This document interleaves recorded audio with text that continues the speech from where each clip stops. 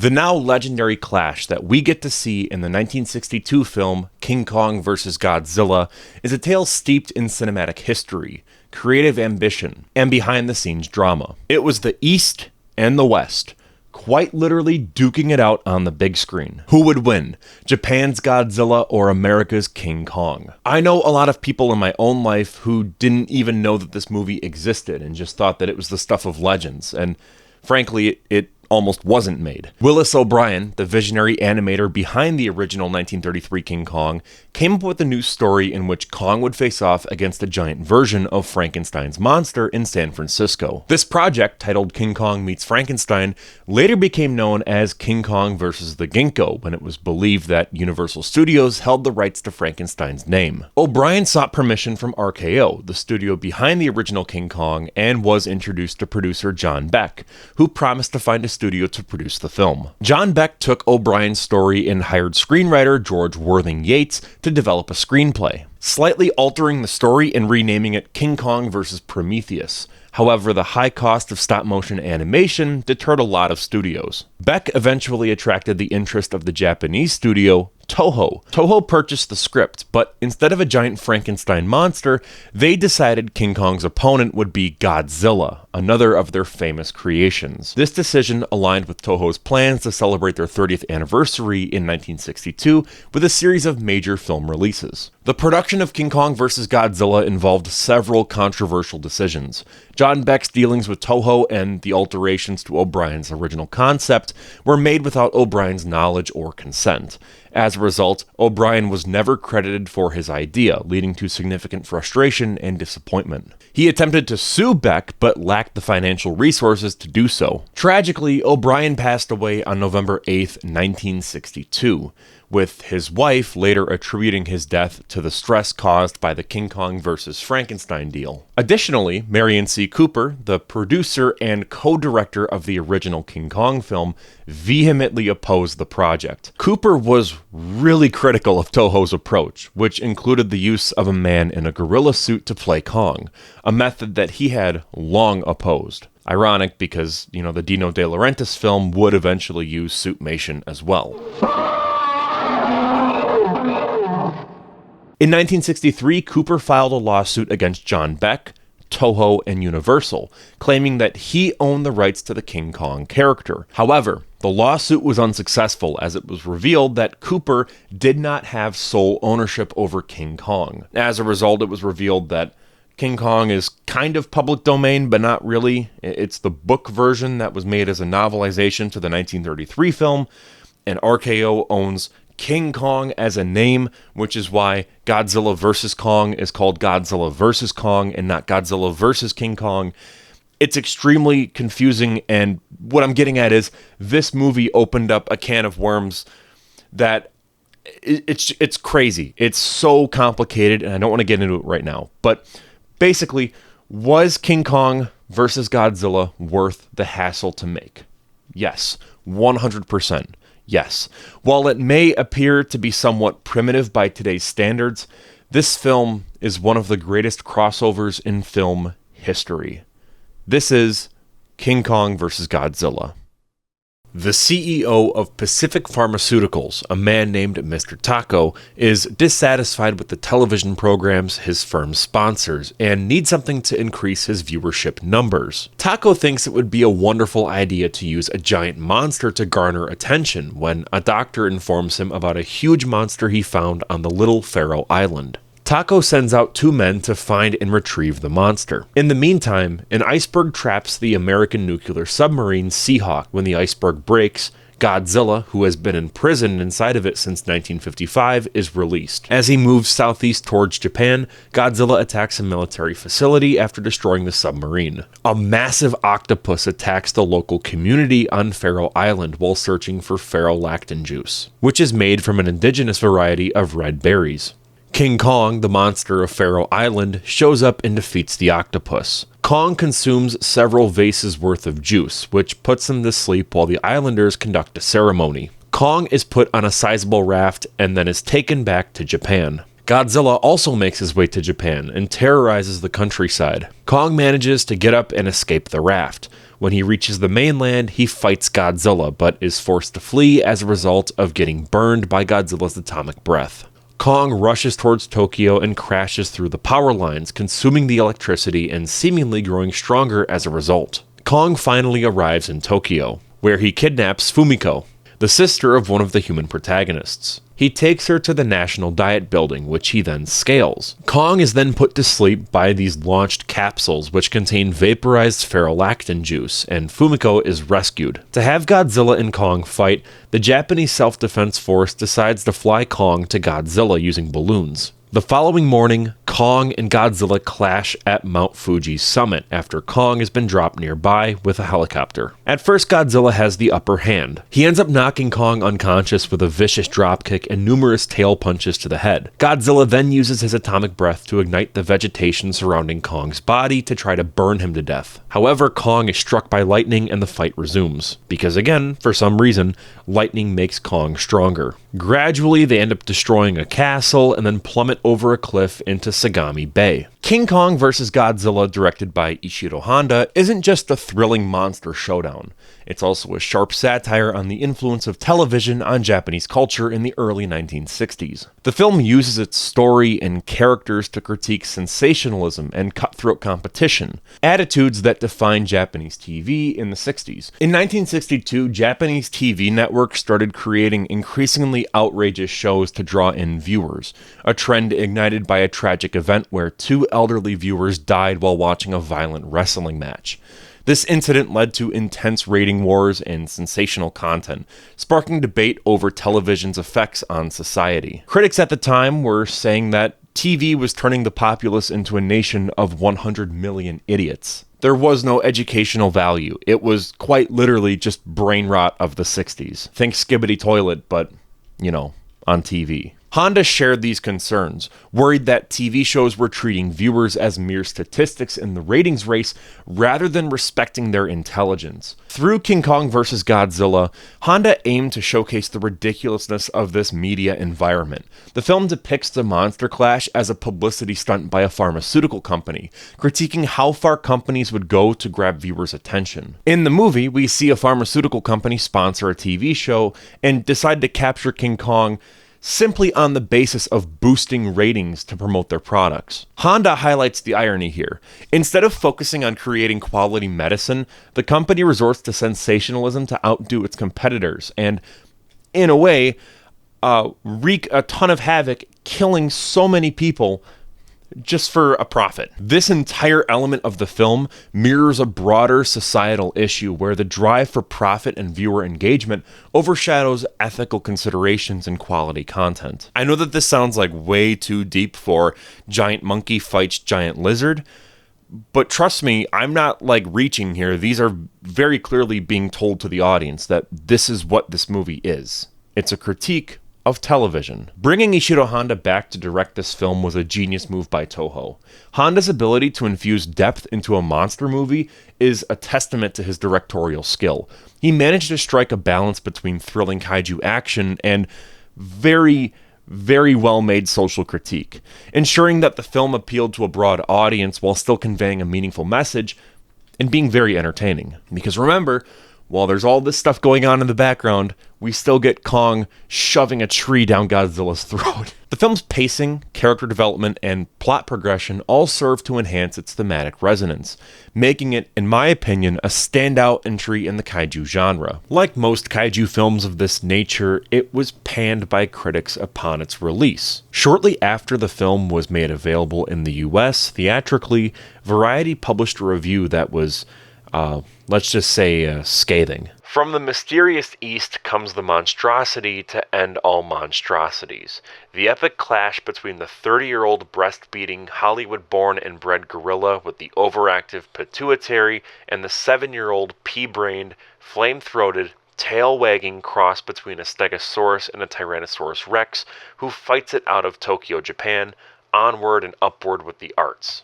Clearly, this reviewer, who's probably dead by now, values huffing their farts over, fun cinema. So, go figure. Honda's experience with the 1954 Godzilla film allowed him to bring a level of sophistication to the monster battles, making them not just about the destruction, but also about the underlying motives and consequences of the characters' actions. If you remember, my biggest problem with Godzilla Raids Again is that there were no real underlying themes, and that it just kind of felt like noise. There was nothing really going on. It was just a cash grab. And that's because Ishido Honda did not return to direct that movie. We had these fantastic themes present in Godzilla 1954, and now that he's back, they're back too. His direction ensures that the monster clashes were more or less a metaphor, but they're also entertaining as all hell. And let's talk about that. King Kong vs. Godzilla features a mix of humor and action, making it kind of lighthearted when you compare it to the previous entries in the series. The humor in the film is often achieved through the use of exaggerated characters and situations, as well as through the playful banter between characters. The film makes use of comedic moments and gags, like when Kong drinks a large amount of red berry juice, which causes him to fall asleep in a drunken stupor. Another great moment is when Godzilla gets a tree shoved down his throat by Kong during their epic clash. I think that one of the most enjoyable aspects of King Kong vs. Godzilla is the way that it balances the action and the comedy. While the film contains plenty of monster battles and destruction, it also has a lighthearted tone that makes it just so much fun to watch. This was one of my favorite Godzilla movies as a kid, and for good reason. The scenes of Kong and Godzilla fighting are often played for laughs, with the monsters engaging in wrestling moves and these comical gestures, but at the same time, the film never loses sight of the danger that these creatures pose, and the destruction they cause is still impressive to watch. What I'm getting at is here, when it needs to be serious, it's serious. When it needs to be funny, it's funny. And the times where it sort of transitions between either one of those attitudes, it never really feels jarring. The humor in King Kong vs. Godzilla is kind of hit or miss when it comes to the human characters. There is a decent amount of slapstick, and that's all well and good. The two lead actors are more like Abbott and Costello, which I'm more than okay with. I love Abbott and Costello. It keeps the human scenes interesting, and it also keeps the tone light. Their antics are entertaining, and I honestly wish that more Godzilla movies from this period would have adopted this attitude of having the human scenes be somewhat comedic, while the monster scenes are somewhat serious. However, not everyone liked the comedic aspects of the film. In the book Ishido Honda, A Life in Film From Godzilla to Kurosawa, it was noted that Ishido Honda hated the comedic aspects of the film and was forced to put it in by Toho. The book itself states, "Comedic human drama was one thing, but when it came to the monsters, Honda felt Toho went too far. From the early drafts of the script, the studio had made notes regarding the monsters, asking, 'Make it as funny as possible, please.' To me, what happened was not acceptable," Honda said. "Personally, I didn't want to do it, but the company demanded it. When you have to do it, then you have to do it. I did the best I could with it, and Mr. Tsuburaya did his best as well. It was about that time that Godzilla movies started to move toward a younger audience, but the fact that they decided to make Godzilla act like a human, it was not a good decision. This showed off the fact that it was a man in a suit.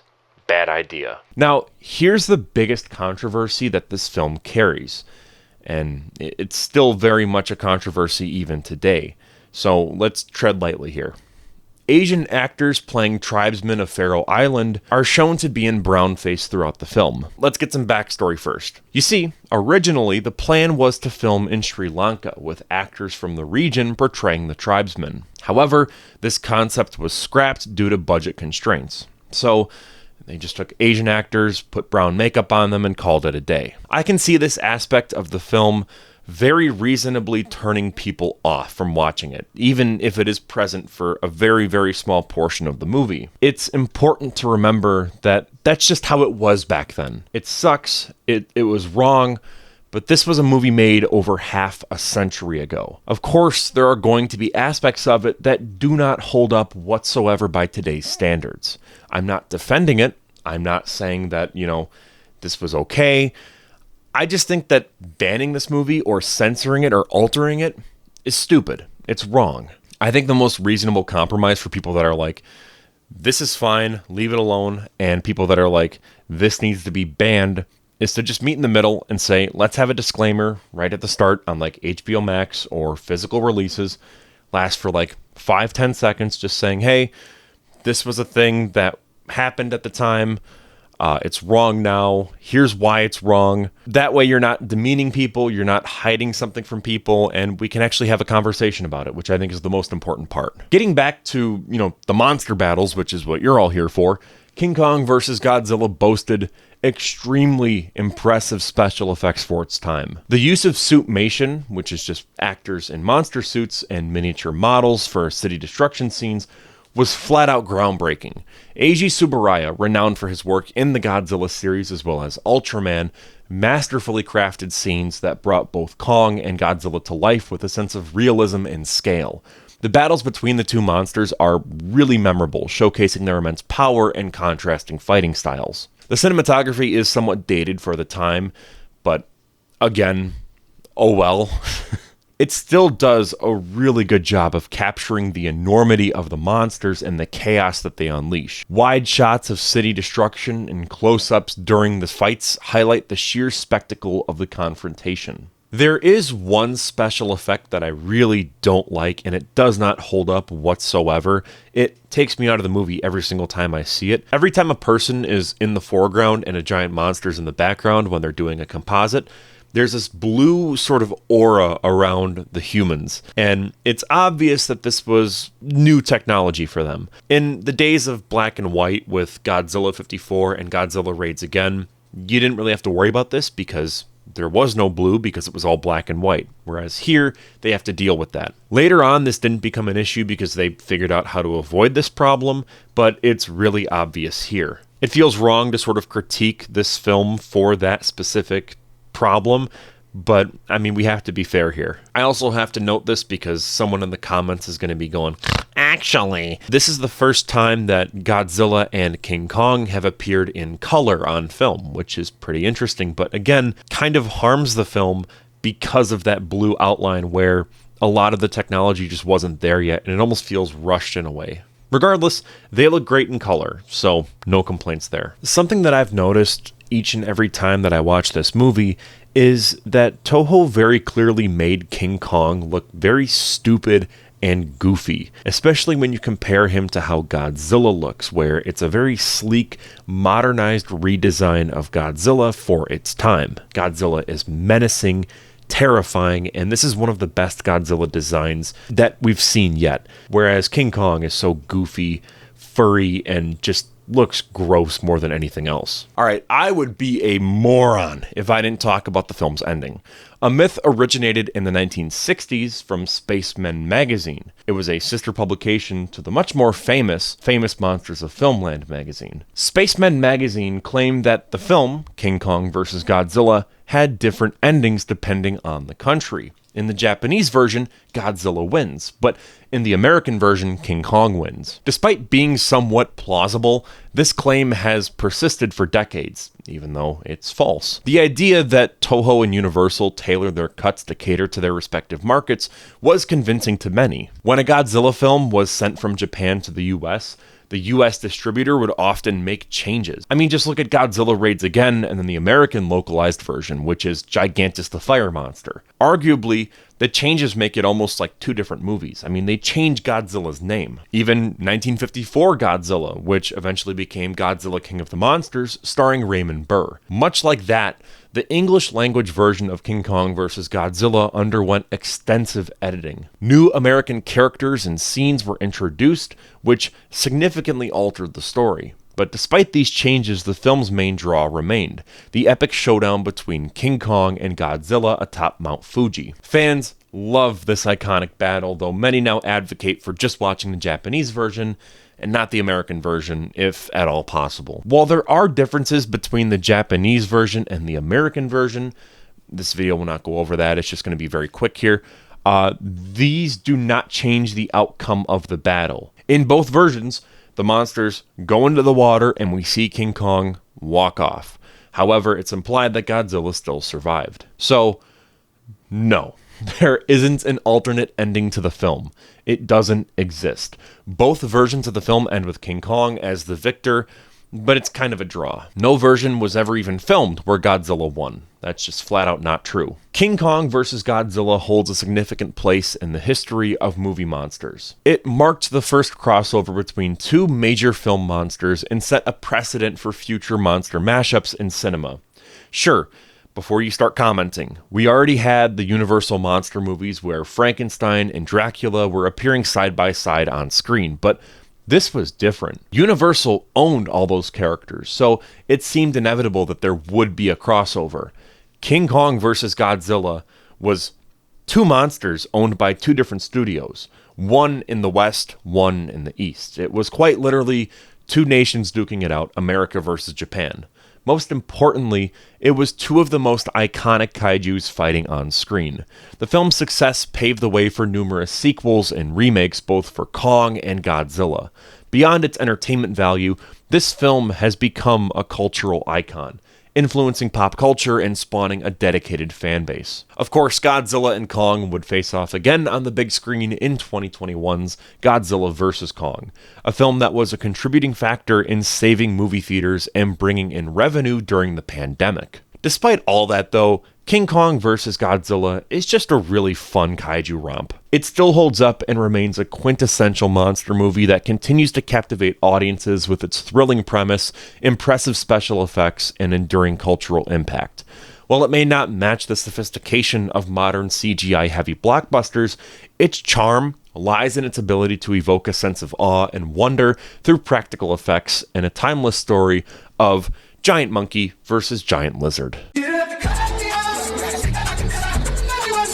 And with all that out of the way, I'm Cole McCormick. You're watching Firewood Media. This is part 3 of a massive Godzilla retrospective project where I will be reviewing and reflecting on every single Godzilla movie and TV series.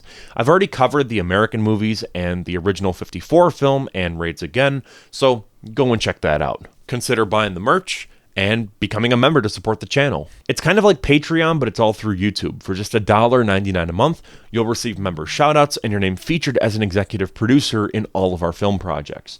There's going to be members-only videos as well as exclusive behind-the-scenes content that you won't find anywhere else. You don't have to if you don't want to. It's just a little extra perk for anyone that wants to support the channel while getting some unique content in exchange. Stay tuned because we're going to be doing some live streams on the channel. Ideally, I'll make a community post about it, so probably like Monday, I want to say. I don't know. Also for members, we're going to be doing a members-only podcast, so stay tuned for that. And yeah, either way, thank you so much for watching, and I will see you in the next one.